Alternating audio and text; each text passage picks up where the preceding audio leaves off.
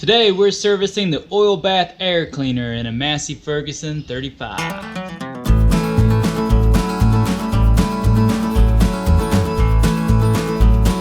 Your oil bath air cleaner might look a little different than this. Yours might be round. It's my understanding that if you bought one of these in America with a Perkins diesel, that it came with one of these rectangle cleaners. But otherwise you have a round one. Now the servicing procedure is the same either way, but if you happen to know any more information on which ones came rectangle and which ones came round, go ahead and put it in the comments. I'm interested to know more. I'm going to support the bottom so that you don't tip it at all. Just going to have to pull those off, and then it just slides down and off. I like to go ahead and look at the level inside there, and it looks like this one's just a little bit low. I'm just gonna dispose of this oil the same way I would other oil.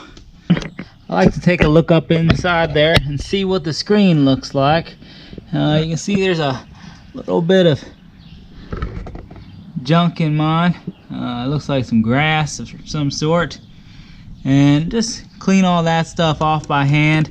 My actual screen looks like somebody messed with it. It's a little bit pulled out right there, but that'll be all right.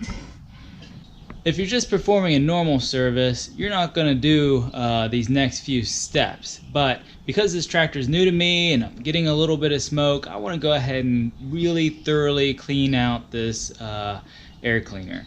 So let's go ahead and take it off the tractor.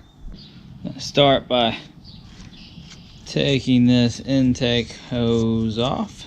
Just got to loosen up the hose clamp, and then we'll see if we can pull it off of there.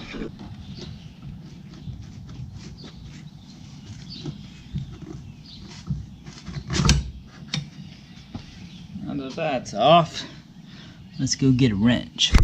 There are 4 little bolts that hold this assembly to the tractor.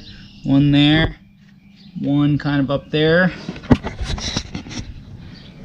one here on the back, if you can see it, I don't know if you can, right up there, and then this big one which doesn't have to be taken all the way out. And so let's get working on those.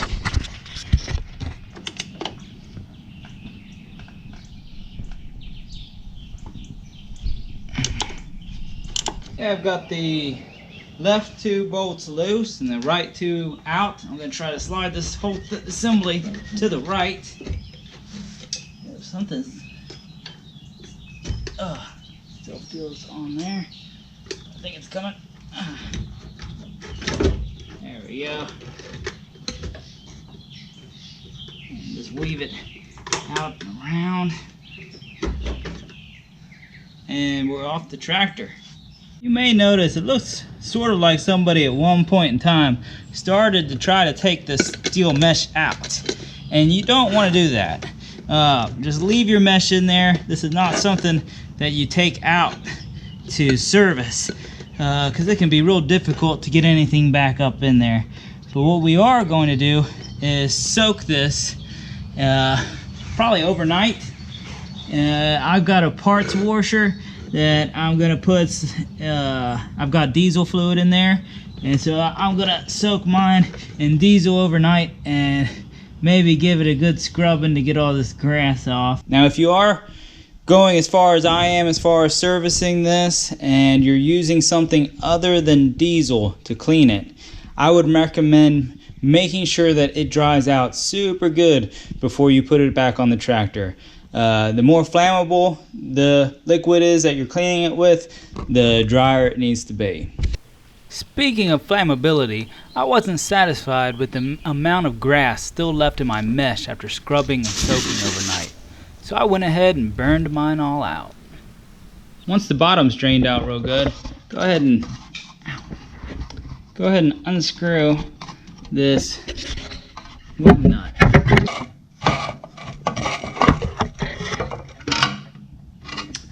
And then you can just pull this off and clean this out real nice and good. In my case, I'm gonna put it in the parts cleaner and leave it overnight just like the rest of it. Got this all cleaned up, back on the tractor. Now all we have to do is fill her up with oil. Now it doesn't really matter what kind of oil goes in here.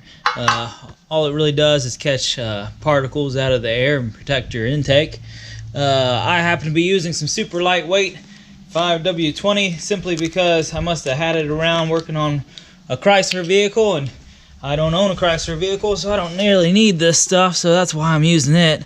But anyway, you can see right here, it shows where the oil level should be, and so we're just gonna fill everything up until it reaches that line. I'll keep filling, but I'm not gonna keep filming. Now all I have to do is carefully put it back on the tractor without spilling.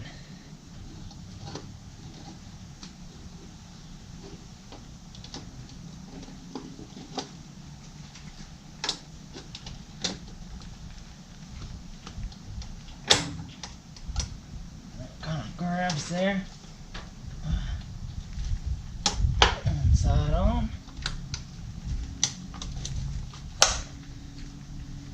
And that's back together. Now if this video helped you, please help me by clicking that subscribe button. I appreciate you.